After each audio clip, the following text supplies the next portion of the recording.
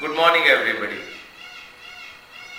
Today's topic is transradial approach for addressing the acute MI. Myth: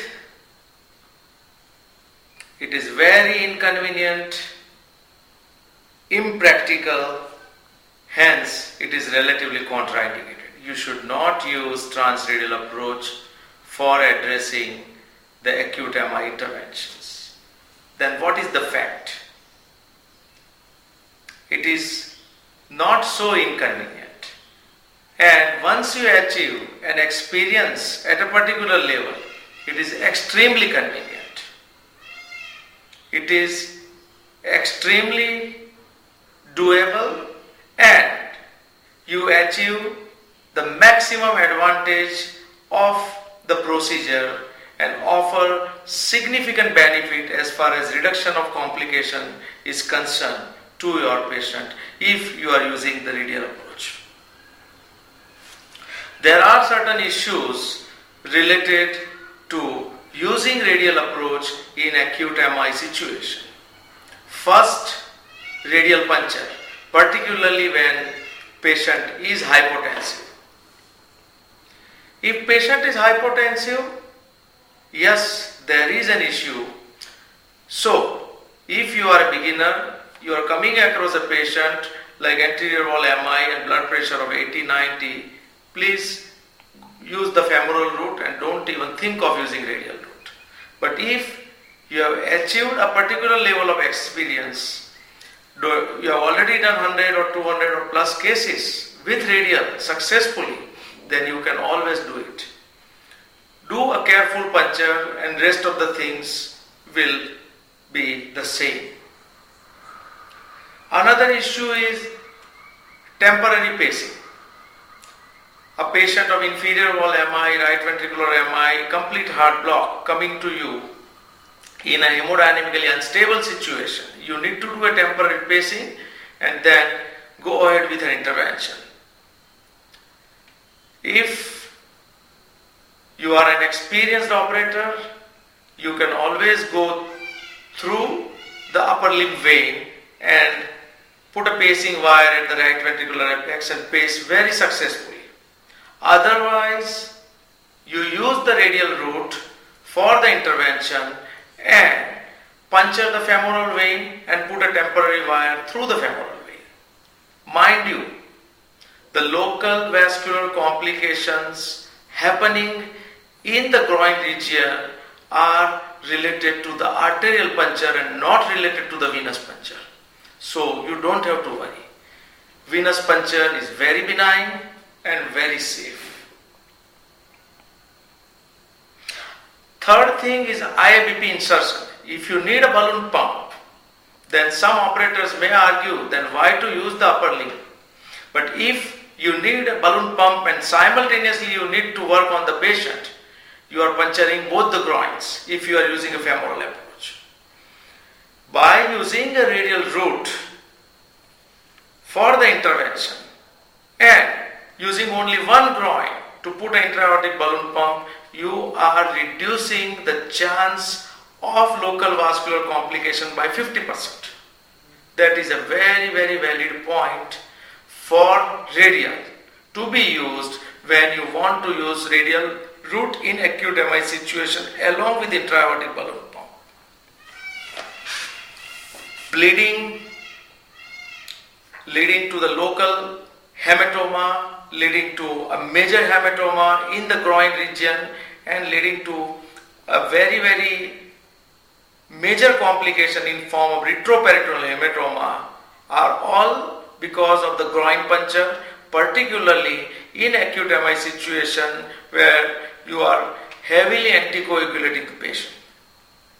These problems are practically eliminated if you use the radial route because, mind you, there is no retroperitoneal space when you are working through the radial route and there is no significant subcutaneous space or the compartment for a significant amount of blood to be accumulated in the forearm as compared to the groin, where even if patient loses 1 or 2 liters of blood, you realize very late at times and can create a major disaster for the patient.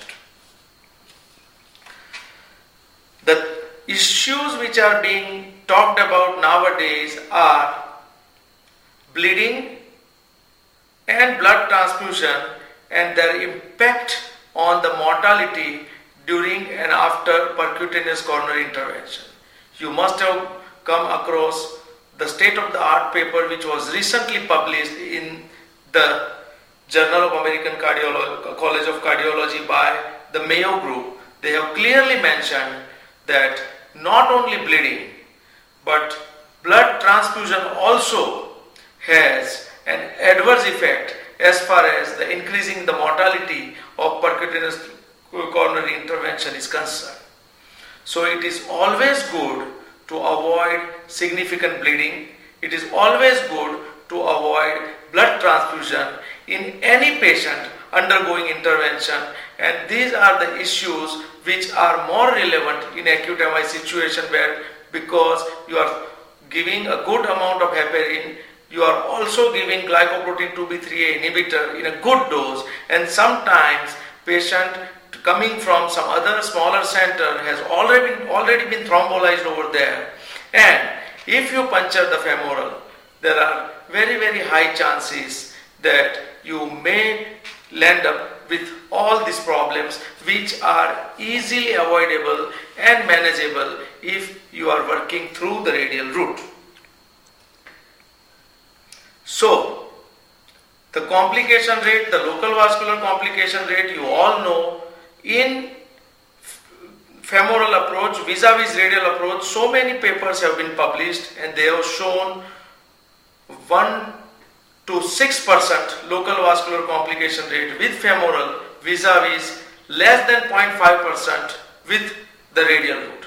And in acute MI situation in particular, the local vascular complication rate has been shown as high as 8.5% with femoral, and in comparison in radial it is usually less than 1.5%. A remarkable difference, and this benefit should be passed on to the patient. As far as the hardware is concerned, with acute MI, most of the time, more than 95% of the acute MIs can be addressed by using 6 French guide catheters, and most of the distal protection devices, if at all you want to use, are compatible with 6 French guide catheters, so you can safely use them. Thrombus suction devices are also compatible with the 6 French guide, so that is also never a problem. And post-procedure management, if it is concerned, it is very simple. If you are using a radial route, just remove the sheath immediately, put a TR band or whatever device you are comfortable with, and patient can be shifted immediately to the ICCU without much of the problem.